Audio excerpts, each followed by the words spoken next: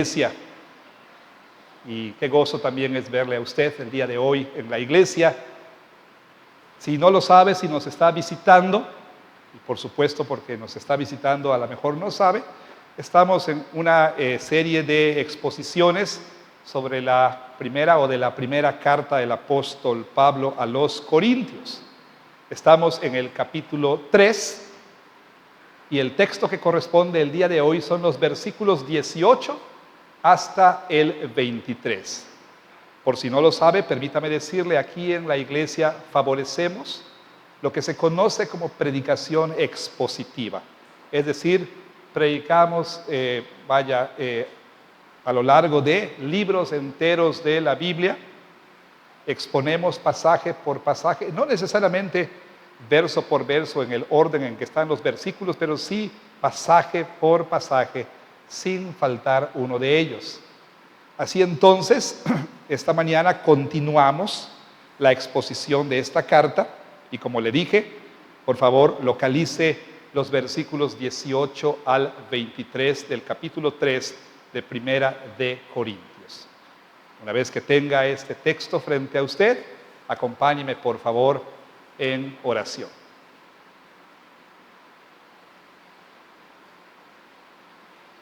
Hemos escuchado la lectura de tu santísima palabra, Señor, y ahora nos ponemos en posición o estamos listos para escuchar su exposición.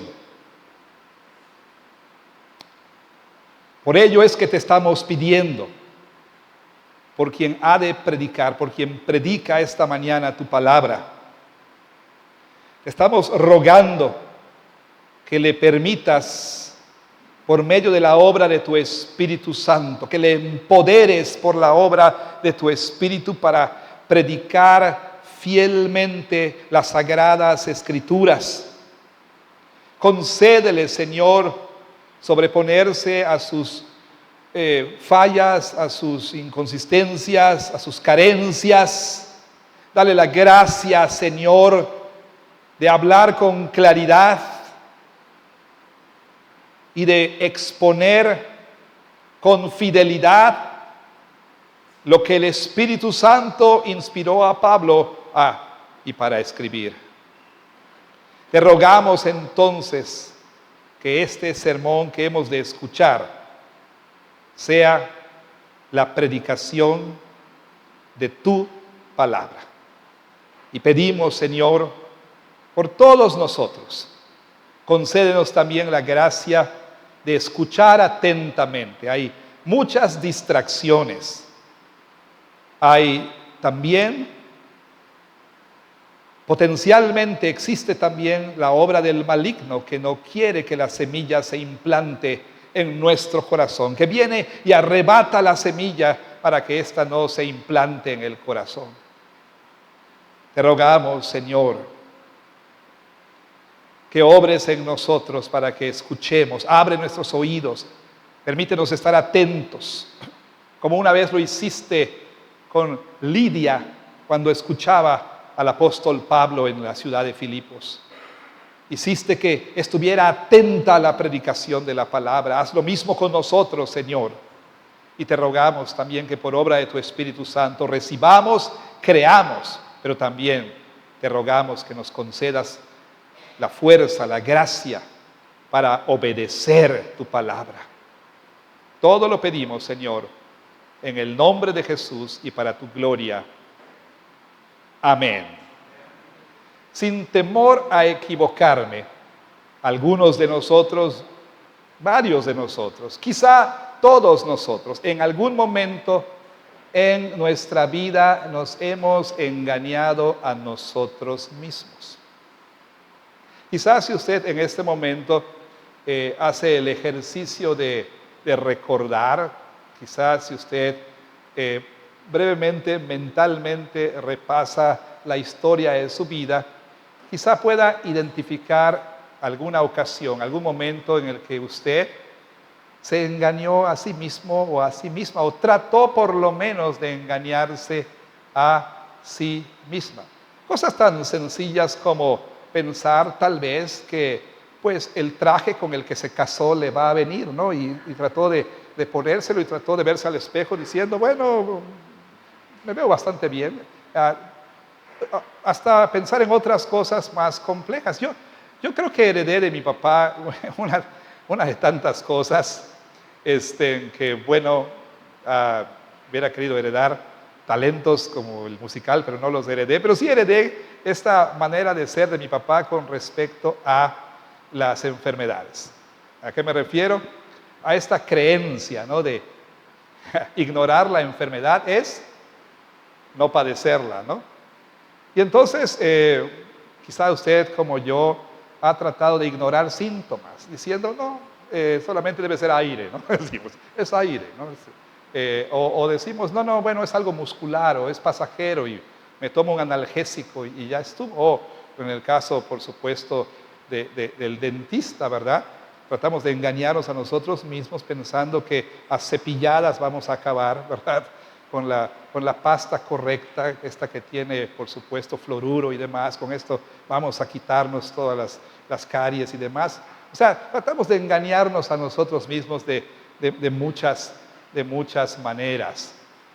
Quizá en este momento usted se está engañando a sí mismo, a sí misma. A lo mejor estás pensando con respecto a una relación, no, lo voy a convertir, ¿no? Y entonces te das razones para seguir con esa relación porque probablemente Dios así lo dispuso para que la persona se convierta. Y entonces uno empieza a engañarse a sí mismo, ¿no? No lo sé, Dios sabe si alguno de nosotros estamos cayendo en el llamado autoengaño. Pero precisamente ese era uno de los grandes problemas que el apóstol Pablo identificó y con los que él tuvo que lidiar en su ministerio a la iglesia en Corinto, ya sea su ministerio presencial o su ministerio pastoral a través de la correspondencia epistolar, es decir, a través de las cartas que él envió a la congregación. Y me refiero a qué? Al problema que podemos ver aquí en Primera de Corintios, al problema del autoengaño. Es decir, la realidad de que muchos en la iglesia de Corinto estaban engañándose a sí mismos. ¿Y en qué sentido se estaban engañando a sí mismos? Bueno, muy probablemente podemos nosotros pues concluir que la naturaleza del autoengaño con respecto a estos miembros de la iglesia de Corinto tenía que ver con creer que eran más sabios de lo que realmente eran. Tenía que ver con creer que eran más espirituales que todos los demás. Es decir, muchos en la iglesia en Corinto habían comenzado a hacer a un lado el evangelio. Ese evangelio que inicialmente habían abrazado, aparentemente de todo corazón, cuando el apóstol Pablo llegó a la ciudad de Corinto y les predicó el evangelio. Hubo una respuesta inicial, creyeron en el evangelio. Sin embargo, a la ciudad de Corinto venían muchos filósofos, muchos oradores itinerantes, diestros en el arte de dibujar con la palabra, gente muy elocuente y muy versada, conocedora, por supuesto, de las diferentes corrientes filosóficas y venían a esos lugares públicos, a esos areópagos, a esos lugares donde se discutían estos temas filosóficos, donde esos oradores podían disertar y presentar estas filosofías. Y bueno, precisamente entonces estos creyentes poco a poco empezaron al comparar el evangelio con las filosofías que eran enseñadas y proclamadas por estos filósofos. Al comparar el evangelio, poco a poco empezaron a considerar al evangelio como insuficiente y ciertamente como inferior junto a esas filosofías. Y empezaron a dejar de lado el Evangelio en favor de estas filosofías. Empezaron a dejar, en palabras del apóstol Pablo, la sabiduría de Dios en el Evangelio y empezaron a abrazar la sabiduría del mundo. De tal manera que empezaron a ser guiados más por la sabiduría del mundo en su vida diaria que por el Evangelio. Y una de las maneras en que esto se cristalizó o se hizo visible en la iglesia en Corinto fue que poco a poco se empezaron a formar facciones, grupos, ¿sí? Grupos dentro de la iglesia. Y estos grupos se formaron en torno a ciertos líderes como Pablo, como Apolos o el apóstol Pedro, de tal manera que poco a poco unos empezaron a decir: nosotros seguimos a Pablo, somos de Pablo y somos mejores que ustedes que siguen a Apolos o que se identifican con Apolos o que dicen que son de Apolos, o aquellos de ustedes que dicen que son de Pedro. Y empezaron entonces las divisiones. Empezó la división de la iglesia y en la iglesia en facciones que competían la una con la otra, y esto por supuesto también motivado por celos y envidias y arrogancia, etc. Ahora, esto sucedió porque los creyentes, o bueno, por lo menos gente que profesaba la fe cristiana en la iglesia corintia, empezaron a tener su propia versión en la iglesia de lo que la gente hacía en la sociedad corintia. Es decir, era algo muy común y era algo muy valorado. ¿A qué me refiero? Al hecho de precisamente seguir a ciertas personalidades. En ese tiempo, como le dije, filósofos, oradores, elocuentes. Era algo muy común que la gente en la sociedad de Corinto pudiera entonces formar un fandom o un following o un grupo de seguidores ahí de cierta personalidad en el mundo de la filosofía. Y entonces, por supuesto, eso hacía que estos pensaban que aquellos a quienes seguían o aquel a quien seguían era superior a los demás. Y obviamente, pues presumían de ser parte de o de pertenecer al fandom, ¿no? al grupo de seguidores de tal o cual personalidad. Eso es lo que estaban haciendo, es lo que estaban replicando en la iglesia, los corintios. Entonces quiero por favor que entendamos que el divisionismo en la iglesia de Corinto, esas facciones, pues simplemente fue el resultado lógico de abandonar el evangelio en pro o en favor de la sabiduría de este mundo, o por lo menos de decir soy cristiano, pero al mismo tiempo ser guiado no por lo que la palabra de Dios dice y enseña, sino ser guiado por lo que la cultura enseña. Es decir, en lugar de seguir la sabiduría de Dios, estaban siendo guiados por el espíritu de la época, ¿sí? Por aquello que caracterizaba culturalmente a la sociedad corintia. Entonces Pablo ha estado abordando a partir del capítulo 1 este asunto, pero como hemos notado si hemos seguido esta serie de predicaciones, Pablo no nada más dice dejen de estarse peleando o déjense de divisionismos, acaben con esas facciones. No, Pablo obviamente va al asunto de raíz, al asunto de, como hemos dicho, dejar a un lado el evangelio y vivir a partir de la sabiduría de este mundo. Y entonces Pablo va a llevar lo que ha estado diciendo a una conclusión. Después de haber hablado acerca de cómo el evangelio, si bien es despreciado por el mundo, si bien el mundo considera a Cristo y su evangelio como algo tonto, necio, estúpido, ¿sí? Algo que es hasta ridículo y risible, si bien el apóstol Pablo ha dicho que a pesar de eso, él decidió ir a los corintios precisamente, ¿sí? Con un mensaje sencillo, el mensaje del evangelio, y decidió ir a ellos no recurriendo a técnicas retóricas o a sabiduría humana. Él decidió no saber otra cosa sino Cristo crucificado. Si bien Pablo ha estado enseñando ya de cuáles deben ser las relaciones entre los líderes y los miembros de la iglesia, e ilustrando este punto mediante la figura de la iglesia como un campo de cultivo, como un templo.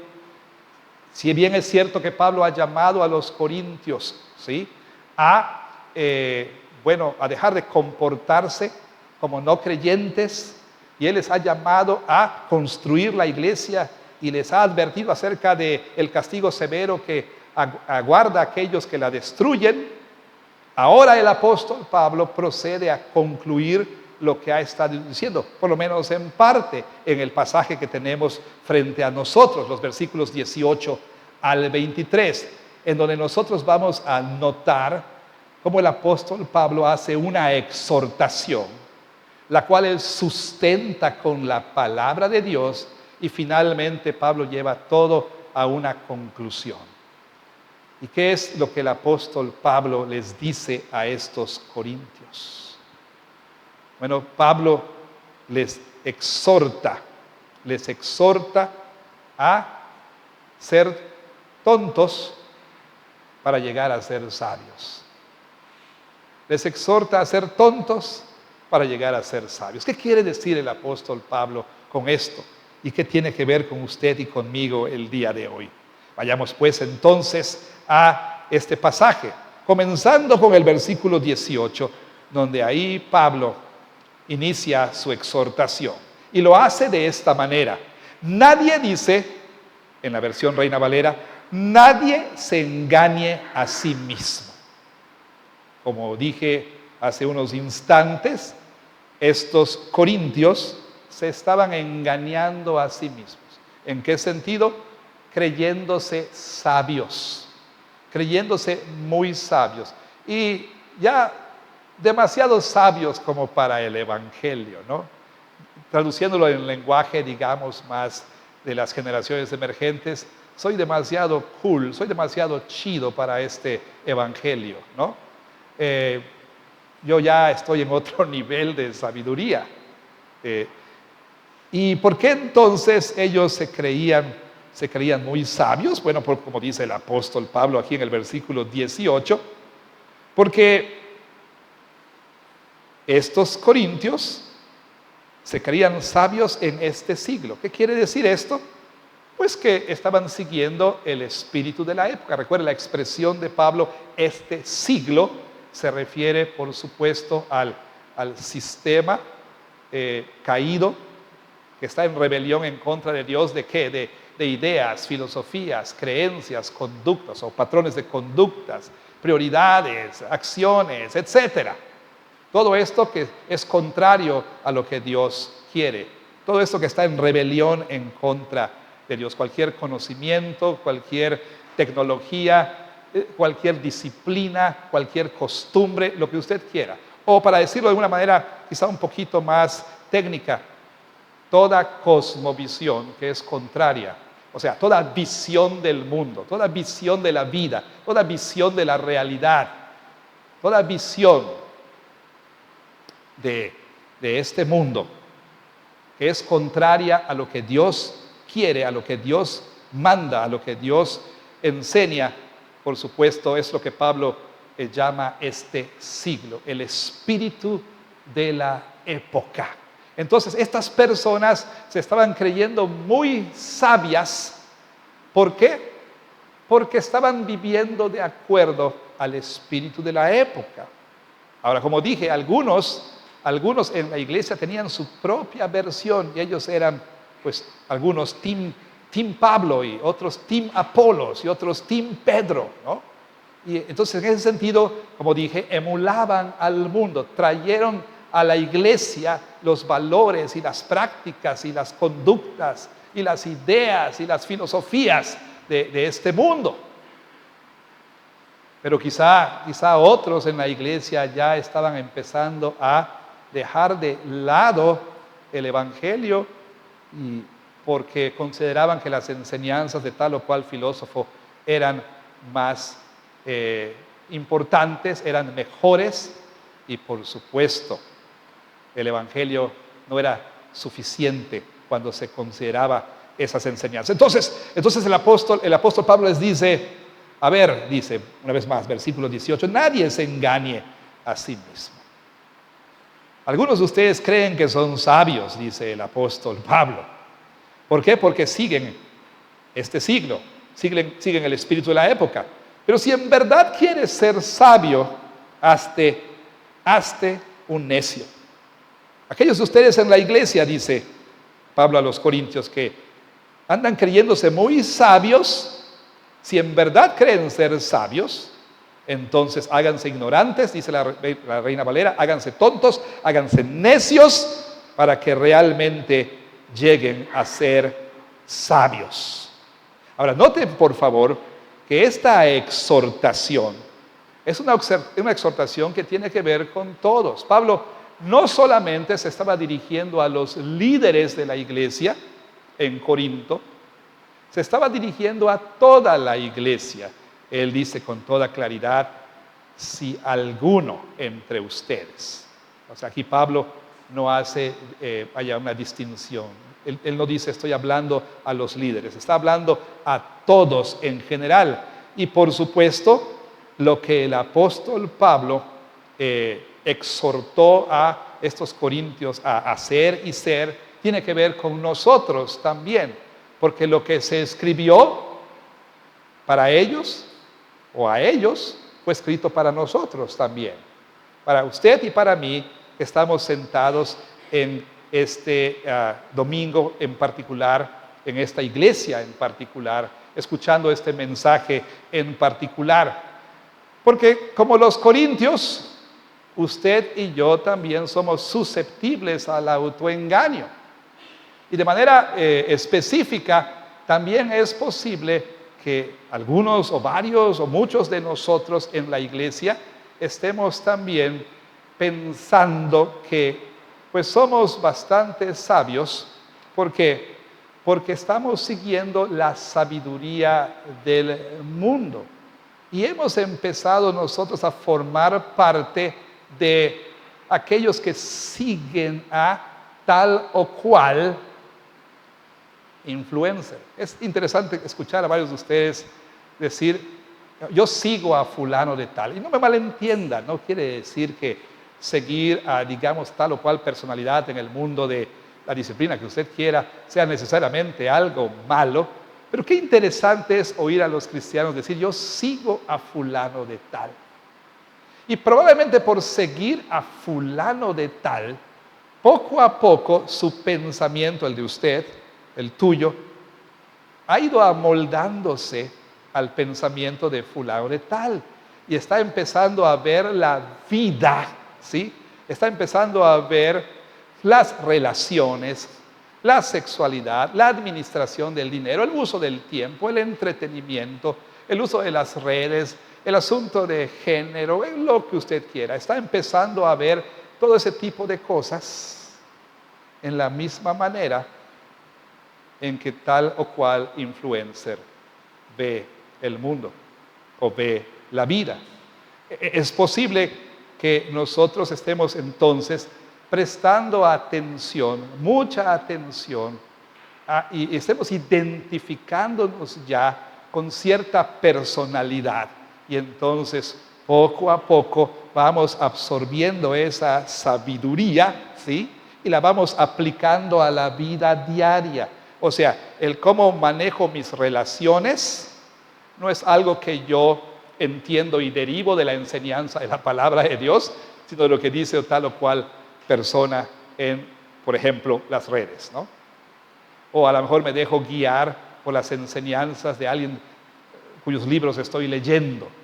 Y poco a poco entonces la manera en que entiendo, por ejemplo, el asunto de género, pues ya empieza a ser moldeado por lo que enseña la persona. Cómo veo la política, cómo veo yo la educación, cómo veo pues la vida en general, ¿sí? La vida en general poco a poco es moldeado por el espíritu de la época, el cual llega a nosotros a través de canales de de influencia. Entonces Pablo dice, si realmente quieres ser sabio, entonces hazte un ignorante, hazte un necio, hazte un tonto para que llegues a ser sabio.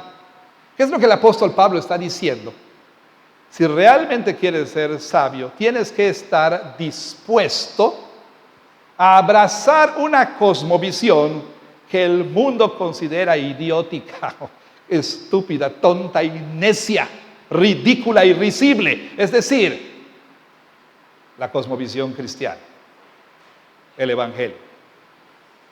Tienes que estar dispuesto a ser considerado un tonto ante los ojos del mundo. Tienes que estar dispuesto a ser considerado por tus amigos o por una persona que da hasta cierto punto lástima por las creencias que tiene. Tienes que estar dispuesto a ser considerado como un tonto. ¿Por qué?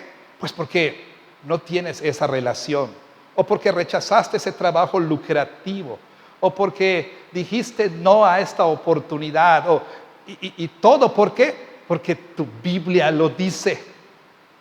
Todo porque tus pastores te enseñan esas cosas, ¿no? Tienes que estar dispuesto a ser un tonto ante los ojos del mundo, si es que uno realmente va a llegar a ser sabio. Ahora, esta exhortación que Pablo da, note, por favor, es una exhortación que él sustenta con argumentos que vienen de la palabra de Dios, versículo 19. O sea, Pablo no simplemente exhorta a estos corintios sobre la base de su propio pensamiento o de sus propias ideas o sus preferencias. No. Pablo argumenta con base en la enseñanza de las Escrituras. Noten, por favor, versículo 19. Dice, ¿por qué? ¿Por qué debes estar dispuesto a dejar a un lado la sabiduría de este mundo, que parece más sofisticada, que parece ser más suficiente, que es ciertamente más popular? ¿Por qué debes estar dispuesto a dejar de lado esta sabiduría y a abrazar una cosmovisión, una sabiduría la cual el mundo considera como necedad, por decirlo menos? Note que dice el apóstol Pablo, porque la sabiduría de este mundo es insensatez para con Dios. Es necedad, es una tontería para con Dios. En el capítulo 1, el apóstol Pablo dijo, porque la palabra de la cruz es locura para los que se pierden. O sea, el evangelio es una locura, es una tontería para los no creyentes. Pero para aquellos que están siendo salvados es el poder y la sabiduría de Dios. Y ahora Pablo entonces vira la moneda, ¿sí?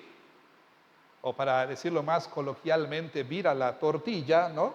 Y ahora entonces el apóstol Pablo procede a hablar de la otra cara de la moneda y dice así, que la sabiduría de este mundo es una tontería, es necedad para con Dios. ¿Por qué? Dice el apóstol Pablo, pues escrito está, y aquí cita el Antiguo Testamento, y esto es sumamente importante. Todo lo que el apóstol Pablo enseña es una aplicación de las Escrituras a la situación que enfrentaban los corintios en este caso, ¿sí? El ministerio del apóstol Pablo no era un ministerio basado en sabiduría humana, sino siempre en la enseñanza de la palabra de Dios. Y aquí hay una gran lección para todos nosotros individualmente y, por supuesto, corporativamente, para nuestro ministerio personal y para nuestro ministerio en la iglesia. Siempre debemos basar nuestro ministerio personal o corporativo en las Escrituras, en la enseñanza de la palabra de Dios. Cuando aconsejemos a alguien, con la Biblia en las manos, ¿sí? En la mano o a la mano. Cuando enseñemos, con la palabra de Dios a la mano, ¿verdad? Siempre la palabra de Dios como el sustento y el fundamento. Y Pablo entonces cita dos pasajes. Job 5:13. Ya leímos este pasaje, fue la primera lectura. este es uno de los discursos de Elifaz, uno de los amigos de Job. Y Elifaz, bueno, así lo dice alguien y me encanta cómo lo dice, como un reloj que está parado, que no funciona. Elifaz estuvo en lo correcto un par de veces. O sea, si el reloj se paró a las 9, pues 2 veces está en lo correcto. Era 9 de la mañana y 9 de la noche. A pesar de que dijo muchas tonterías, Elifaz dijo algunas cosas correctas. Y una de estas es lo que dijo acerca de lo que Dios hace con los que se creen muy sabios. Dice en el versículo 13 de Job que Dios prende a los sabios en su astucia. O sea, presenta a Dios como un cazador que finalmente va a atrapar a la presa que se siente o se cree muy sabia, ¿no? Como ese animal que es muy sagaz y muy astuto y demás. Finalmente Dios termina atrapándolo. O sea, el sabio con toda su astucia, ¿sí? No es nada junto al Señor, frente al Señor. Pero además en el Salmo 94, el apóstol Pablo dice lo siguiente, el 94:11, dice así citando la Escritura. Vea por favor, versículo 20. Y otra vez, el Señor conoce los pensamientos de los sabios que son vanos. O sea, ¿por qué no debes tú seguir la sabiduría de este mundo? Número uno, porque es tontería, es una necedad realmente delante de Dios. Y número dos, porque es una necedad, porque es un callejón sin salida. Dicho en buen yucateco, y para usted que no es yucateco, es una chopcalle, ¿no? Y aquí su lección de idioma yucateco, ¿sí? Del día. Es una calle sin salida. O sea, la sabiduría de este mundo, por más sofisticada que sea, es un callejón sin salida. En algún momento te vas a topar con la realidad de que no hay sabiduría humana que pueda ayudarte con el verdadero problema que enfrentas o con el verdadero problema que usted y yo enfrentamos. ¿Y a qué me refiero? A cómo nosotros podemos estar en una relación correcta con Dios. No malentienda, y no malentienda el apóstol Pablo. Pablo no está abogando por la ignorancia. No, por supuesto que no. Pablo no está diciendo que estudiar es malo. Pablo no está en contra de las matemáticas y la física y la geografía. Todo lo que es verdad y todo lo que es bueno en toda la ciencia, tecnología y cualquier disciplina viene de Dios, porque la verdad es una sola y la verdad viene de Dios, por supuesto. O sea, Pablo no se está oponiendo a que nosotros tengamos conocimientos. El asunto es cuando nosotros queremos basar, cuando nosotros queremos fundamentar nuestra vida en la sabiduría humana, o pensamos que la sabiduría humana es suficiente. Pensamos que nosotros, en nosotros mismos y por nosotros mismos, somos suficientes para cambiarnos, para salvarnos. Y Pablo dice, en algún momento, todos tus estudios van a encontrarse con una calle sin salida. Toda la tecnología que tengas va a llegar al punto en que, sin importar cuánta tengas, de nada te va a servir. Toda la sabiduría que tengas, todos los diplomas, todos los recursos, toda la sabiduría humana, será insuficiente. Por eso, te estás engañando a ti mismo. Te quieres convencer de que estás en lo correcto al dejar a un lado el evangelio y seguir la sabiduría de este mundo, pero te estás engañando a ti mismo. Cuando se trata de las preguntas más importantes, las preguntas más básicas, más fundamentales, no hay sabiduría humana que pueda ofrecer respuestas satisfactorias. Por ejemplo, la pregunta de quién soy,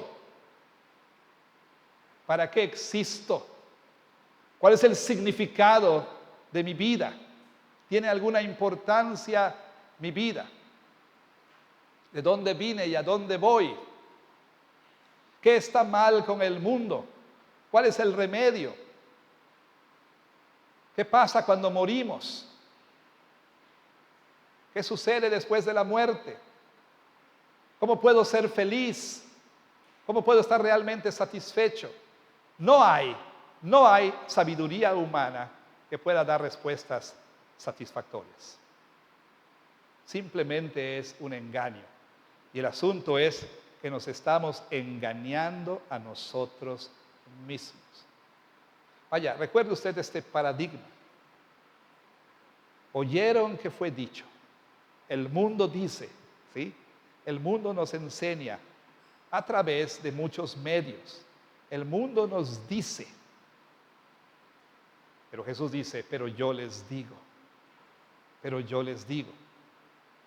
Entonces, ¿qué es lo que muchos corintios estaban haciendo? Estaban prefiriendo oír al mundo en lugar de oír a Jesús.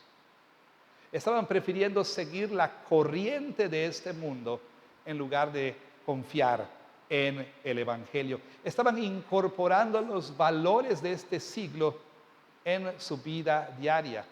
Estaban teniendo una cosmovisión moldeada por el espíritu de la época y no por la palabra de Dios. Entonces Pablo les dice, dejen de engañarse. Se están engañando. Si realmente quieres tener verdadera sabiduría, entonces tienes que estar dispuesto a dejar esta sabiduría del mundo y abrazar la sabiduría que el mundo considera una tontería, es decir, el Evangelio. Y Pablo nos va a decir por qué en un momento más. En el versículo 21 entonces llega a esta conclusión. Así que ninguno se gloríe en los hombres. ¿Qué estaban haciendo los corintios? Se estaban gloriando en los hombres. ¿Qué quiere decir gloriarse en los hombres? Bueno, como ya hemos dicho, ellos estaban prestando oído, dando atención y por supuesto estaban creyendo la sabiduría humana o sabiduría humana. Estaban siguiendo las enseñanzas de fulano, ¿sí? O estaban poniendo su esperanza en una persona. Estaban pensando que al hacerlo ellos llegarían a ser verdaderamente sabios. Y como ellos, nosotros también el día de hoy podemos estar haciendo lo mismo. Podemos estar gloriándonos en el ser humano, gloriándonos en los hombres. Una vez más, le repito. Pensemos por un momento. Le repito. ¿Quiénes son las personas que influyen más en nosotros? ¿Cómo podemos darnos cuenta de quién influye más en nosotros? Por ejemplo, cosas tan sencillas como a alguien se le ocurrió ponerse un pato en la cabeza, el siguiente domingo 3 o 4 con su pato en la cabeza. Tan sencillo como eso. Alguien dijo que la moda es, por ejemplo, usar tal o cual prenda, para no decir algo específico, para que nadie piense que estoy hablando de él o de ella, ¿no? Y entonces, al día siguiente, 3 o 4 de nosotros estamos así, vestidos de esa manera. Lo bueno es que somos originales, aunque hay otros 300 igual que nosotros, ¿no? Pero así de simple, podemos ver cómo influyen en nosotros, ¿ok? Gente llamada, personas llamadas influencers, ¿no? Ahora es algo muy sencillo. Ahora piense, por ejemplo, ¿quién está influyendo más en sus decisiones? ¿A quién está escuchando cuando toma decisiones? Decisiones sobre, como hemos dicho, qué trabajo voy a tener, cómo voy a usar mi dinero, mi tiempo, qué relaciones voy a tener, ¿sí? Cómo voy a vivir mi sexualidad, cómo voy a usar mis dones. O sea, ¿quién está influyendo en esas decisiones?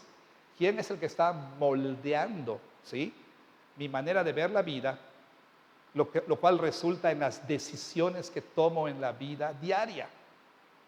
A lo mejor nosotros estamos gloriándonos en tal o cual ser humano, en tal o cual persona. ¿Por qué? Porque influye más en nosotros. Ahora, lo que es trágico, y aquí creo que es el punto importantísimo, es que muchos de nosotros los cristianos no tenemos problema con creer que la Biblia es infalible, es inerrante y, por supuesto, inspirada por Dios. No tenemos problema. Y afirmamos con fuerza, con vehemencia, la inspiración de las Sagradas Escrituras. Afirmamos y defendemos la inerrancia de la Biblia. La Biblia no tiene errores. Que la Biblia es infalible, por supuesto, defendemos esto con todas nuestras fuerzas. Pero el problema real es que, mientras que ese es el caso, muchos de nosotros quizás no lo decimos, pero por la manera en que vivimos, no creemos que la Biblia es suficiente.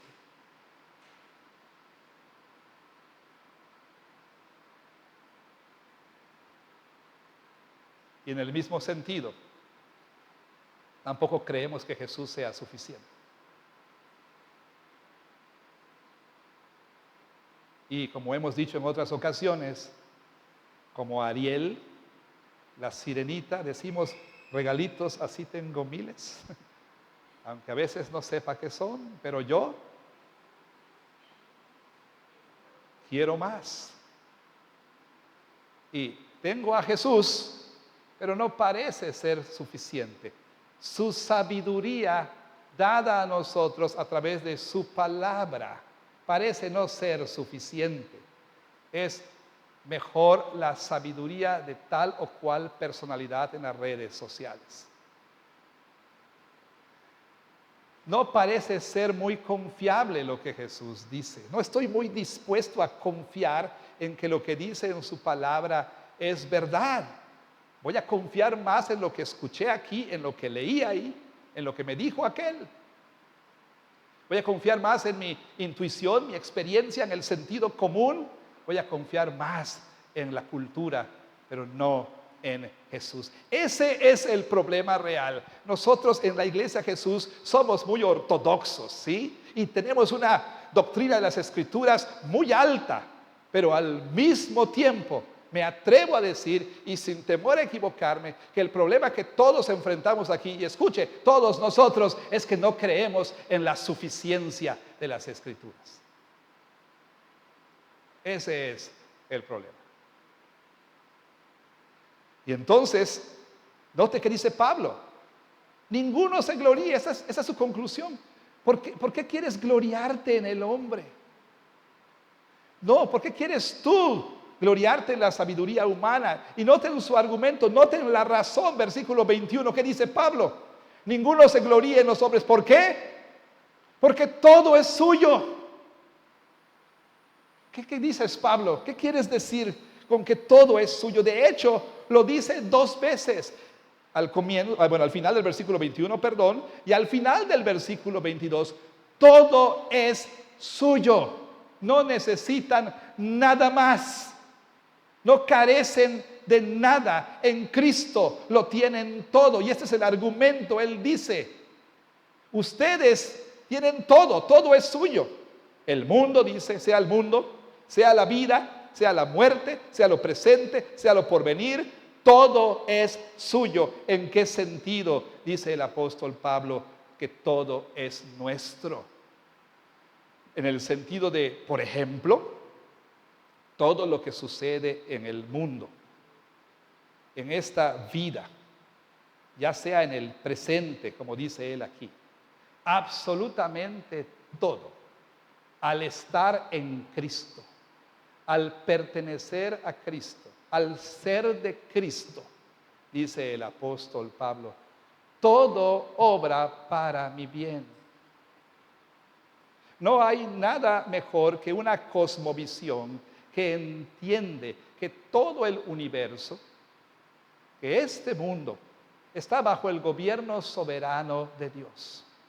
No hay nada mejor que una cosmovisión que nos dice, que nos enseña, que no hay nada, absolutamente nada en esta vida que pueda que pueda en ninguna manera separarnos del amor de Dios que es en Cristo Jesús. Aún la muerte, dice el apóstol Pablo, aún la muerte es suya. ¿En qué sentido? Que la muerte, creámoslo o no, nos hace un favor. Porque como el apóstol Pablo dice, para mí el vivir es Cristo y el morir es ganancia. Aún la muerte está a su servicio. Es lo que está diciendo el apóstol Pablo. Ustedes no tienen por qué estar gloriándose en ninguna personalidad, ni siquiera en Pablo, Apolos o Cefas. ¿Quiénes son? Ustedes no les pertenecen a ellos. Ellos les pertenecen a ustedes. Es parte del regalo que tienes en Cristo. Él te dio a Pablo, te dio a Apolos, te dio a Cefas para tu edificación. Tú no les perteneces a ellos, ellos te pertenecen a ti. Tú no eres sus siervos, ellos son tus siervos. Son parte del regalo que Dios te ha hecho en Cristo. El mundo está a tu servicio. Las circunstancias de la vida, buenas o malas, están a tu servicio. Las calamidades de esta vida están a tu servicio. Los sufrimientos de esta vida están a tu servicio. La muerte está a tu servicio. No hay nada en lo presente o en lo futuro. Nada, absolutamente nada, dice el apóstol Pablo, que no esté bajo el control soberano de Dios y que el Señor ordene para su gloria y para nuestro bien. Y entonces Pablo dice, llegando a esta conclusión climática, dice: todo es suyo y ustedes son de Cristo. Ustedes pertenecen a Cristo. Andas buscando sabiduría para entender esta vida. Andas buscando sabiduría para darle significado a lo que experimentas. Andas buscando sabiduría en algún lado para poder enfrentar las dificultades, las vicisitudes de la vida, para tratar de darle sentido a lo que vives. Andas buscando sabiduría. ¿Para qué andas buscando aquí o allá? ¿Para qué andas cual gato en el bote de basura, escarbando ahí para ver qué encuentras? ¿Qué andas buscando en el basurero del mundo cuando todo lo tienes en Cristo? Y porque eres de Cristo, porque le perteneces a Él, todas las cosas en esta vida o en la venidera te pertenecen. Así lo pone el Catecismo de Heidelberg en su primera pregunta. ¿Cuál es tu único consuelo en la vida y en la muerte? La respuesta es que yo, en cuerpo y alma, tanto en la vida como en la muerte, no me pertenezco a mí mismo, sino a mi fiel Salvador Jesucristo, quien con su preciosa sangre ha hecho satisfacción completa por todos mis pecados y me ha librado de todo el poder del diablo. Además, Él me preserva de tal forma que sin la voluntad de mi Padre Celestial no puede caer ni un cabello de mi cabeza. Sí, todas las cosas deben que servir para mi salvación. Por lo tanto, mediante su Espíritu Santo, también me asegura que tengo vida eterna y me prepara y dispone de corazón para que viva para Él de aquí en adelante. No hay cosmovisión en este mundo, no hay filosofía en este mundo, no hay sistema de enseñanza en este mundo que pueda darnos una seguridad como esta. No hay. Toda la sabiduría humana, tarde o temprano, será un callejón sin salida. Pero cuando tú tienes la seguridad de que por la fe le perteneces a Jesucristo, entonces todas las cosas van a servir para tu salvación. Todas las cosas van a servir para tu bien. Todas las cosas, buenas o malas, incluyendo la muerte, se vuelven tus siervos. Entonces, eso es lo que Pablo le dice a estos corintios. ¿Para qué están ustedes tratando de encontrar en este mundo lo que no pueden encontrar? Te estás engañando a ti mismo. Sí, a lo mejor tu sistema de creencias a lo mejor parece muy sofisticado, Y sí, a lo mejor parece que te está yendo muy bien porque estás siguiendo las enseñanzas de tal o cual persona. Tarde o temprano, nuestro Señor, nuestro Dios, como dice Job, va a prender a los sabios en su astucia. Tarde o temprano el cazador va a atrapar a aquel que se cree inatrapable, aquel que cree que está más allá, aquel que cree que no lo necesita, aquel que cree que lo puede eludir, que puede vivir sin él. Tarde o temprano tendrá que enfrentarlo. Y tarde o temprano enfrentarás la realidad de que por más sofisticada que parezca la sabiduría que sigues, es un callejón sin salida. Y esto nos lleva a lo siguiente a manera de conclusión. Así le decía a los niños, y es pertinente que todos lo escuchemos una vez más. Hermano, a lo mejor usted no es la persona más brillante o ante los ojos del mundo, o la más sofisticada. Quizá no eres el más guapo, quizá no eres la más atractiva, quizá no seas la persona más interesante, quizá no pertenezcas a un selecto grupo, quizá no seas parte de esta comunidad o de la otra, quizá no tengas los recursos que otros tienen, quizá no manejes el auto que otros manejan, quizá no vistes la ropa que otros vistan, quizá no tienes los ahorros que otros tienen, o el trabajo que otros tienen, o no tienes el marido o el esposo que otros tienen, o quizá no tienes la educación que otros tienen, quizá no has viajado como otros han viajado, y puedo seguir y seguir. Pero si tienes a Jesús, lo tienes todo. Lo tienes todo. Porque en Cristo están escondidos todos los misterios de la sabiduría. Y Él ha sido hecho a nosotros sabiduría por nuestro Dios. Si tienes a Jesús, lo tienes todo. Si perteneces a Cristo, si le perteneces a Él, si eres suyo y Él es tuyo, lo tienes todo. Pero por el contrario, si no tienes a Jesús, no importa qué es lo que tengas, no importa qué es lo que hagas, no importa qué es lo que sepas, no importa qué es lo que vistas, etc. Si no tienes a Jesús, no tienes nada. Y si tienes a Jesús, tienes esta certeza, porque Él es tuyo y tú eres suyo, lo tienes todo. ¿Por qué? Porque Cristo es de Dios. Porque Cristo es de Dios. Él no es un filósofo, ni un sabio, ni un líder religioso, como Buda o Mahoma o Confucio, o quien usted quiera. Cristo pertenece a Dios. ¿Y qué quiere decir que pertenece a Dios? Obviamente no en el sentido ontológico, no en el sentido de su naturaleza. Jesús es Dios. Él es Dios mismo. Es igual a Dios en todo sentido.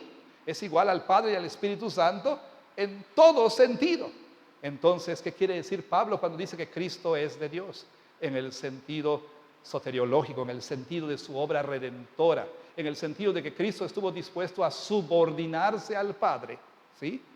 En obediencia al Padre para realizar la obra salvadora. Cristo le pertenece a Dios, y porque le pertenece a Dios, Cristo tiene todo. Y yo pertenezco a Cristo, quien pertenece a Dios. Por lo tanto, lo tengo todo. La pregunta es esta: ¿eso es suficiente para usted?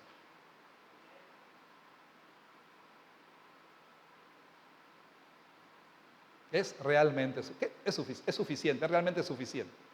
Pregúnteselo de esta manera: ¿qué diferencia hace en su vida diaria saber que usted le pertenece en cuerpo y alma al Señor Jesucristo?